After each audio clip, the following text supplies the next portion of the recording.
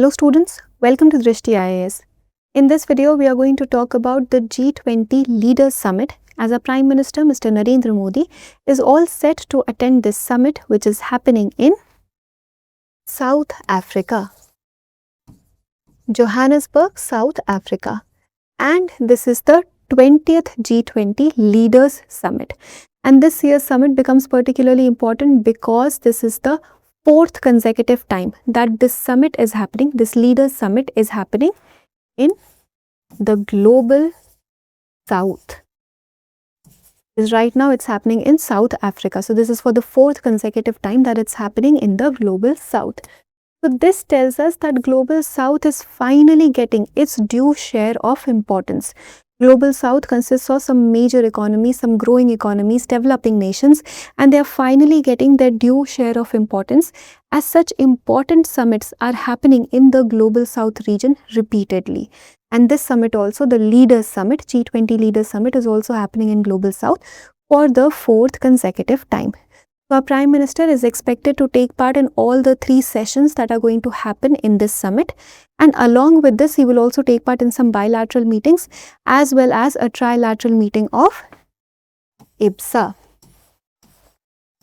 where the leaders of India, Brazil and South Africa are going to come together and work towards strengthening their collaboration across different sectors. So the IBSA meeting is also expected to happen and our Prime Minister is supposed to attend that as well.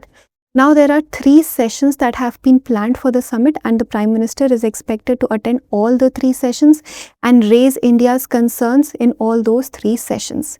So what are the sessions that we are talking about? First one is around inclusive and sustainable economic growth, leaving no one behind. So India has always stood for inclusivity, for sustainable development, and here also in this session we are going to pitch our voice for a fairer access to global markets for the developing nations.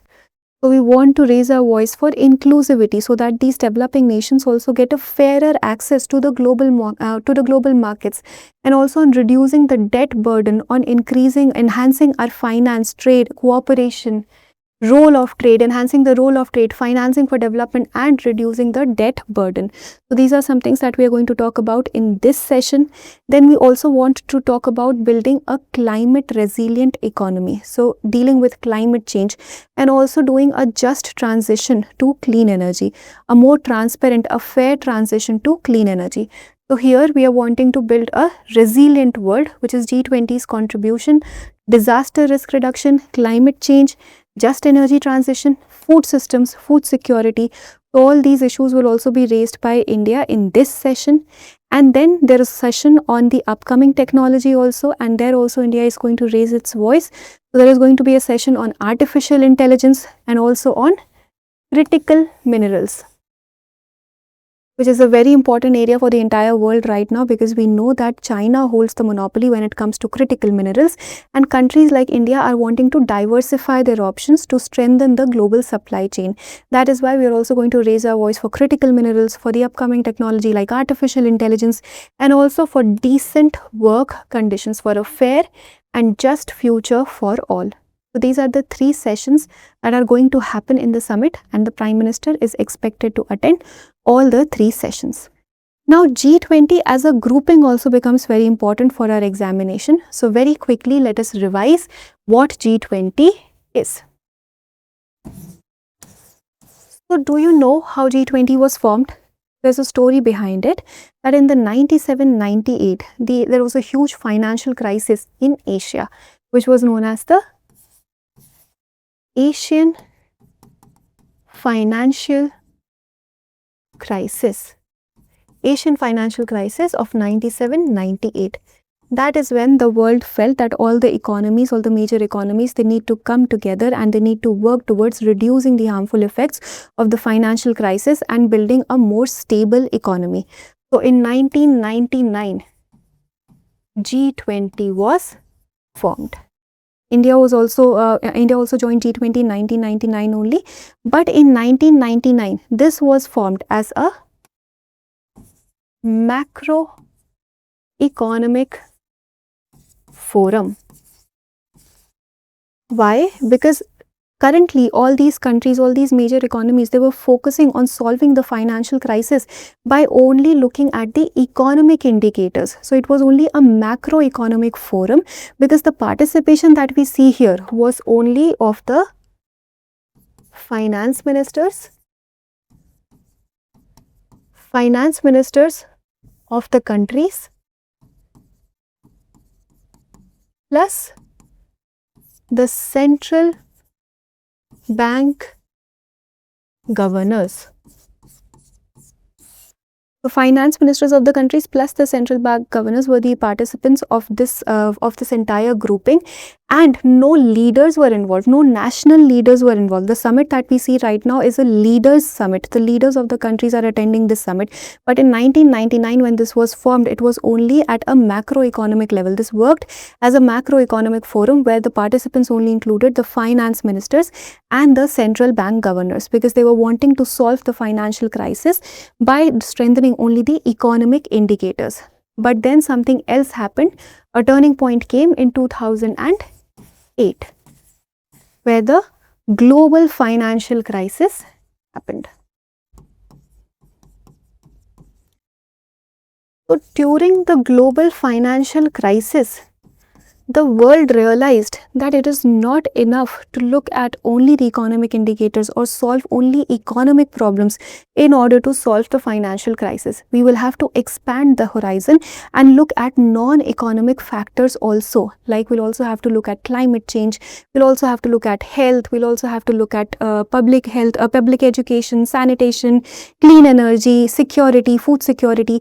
Everything will have to be taken care of when we expand the horizon, when we start working on everything else, when we start working on the economic indicators as well as the non-economic indicators. Only then we will be able to holistically solve the financial crisis. And that is when this grouping, G20 grouping in 2009, elevated to the leaders level,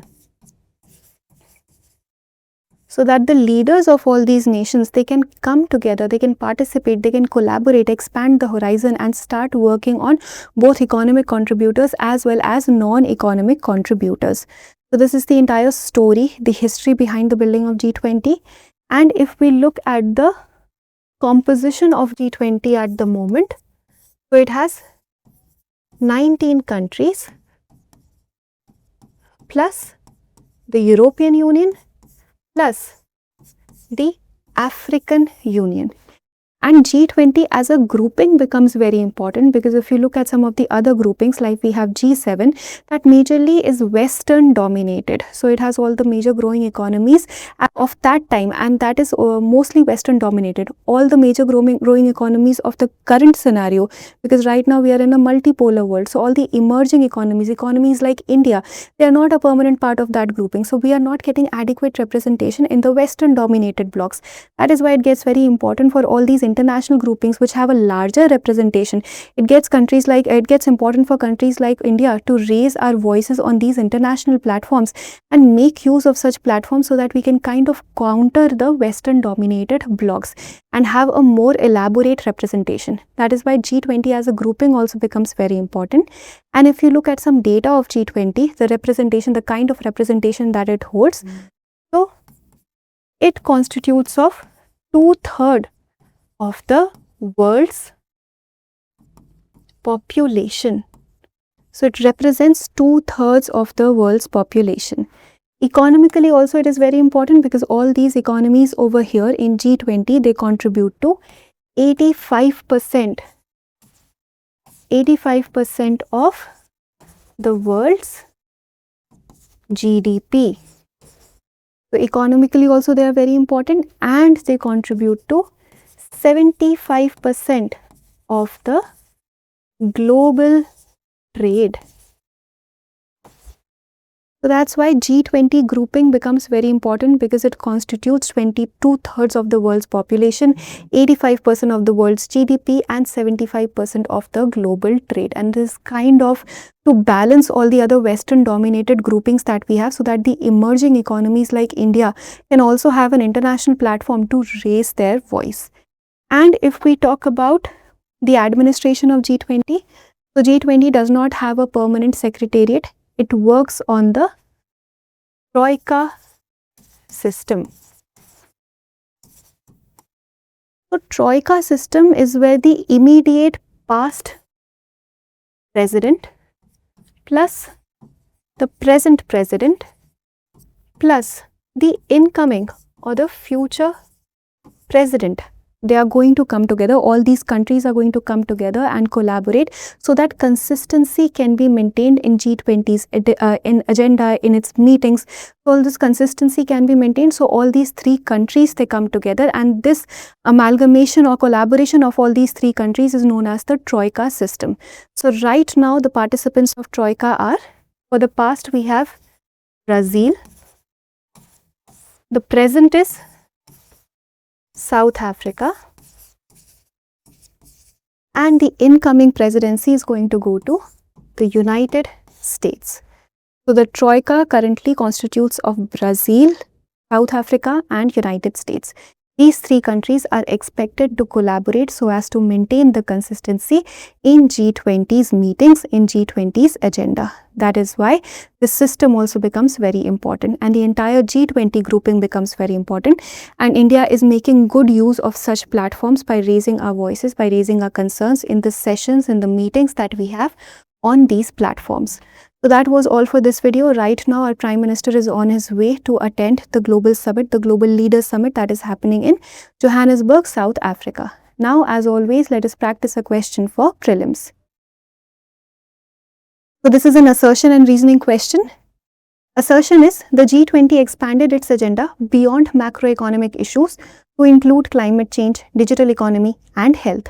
And the reason is global economic stability increasingly depends on non-economic factors. Now, a tip to solve these questions would be that when you read the assertion, add the word because, and then reread the assertion and continuation and reason in continuation. So reread both the statements by adding the word because after assertion and see if the statement makes sense to you. Based on that, you are most likely to reach to a right answer. So try doing that in this question also and see what answer do you get. Provide your answers in the comment section and we will meet in a new video. Thank you for watching. For more informative content, like, share and subscribe, and do not forget to press the bell icon to get the notifications.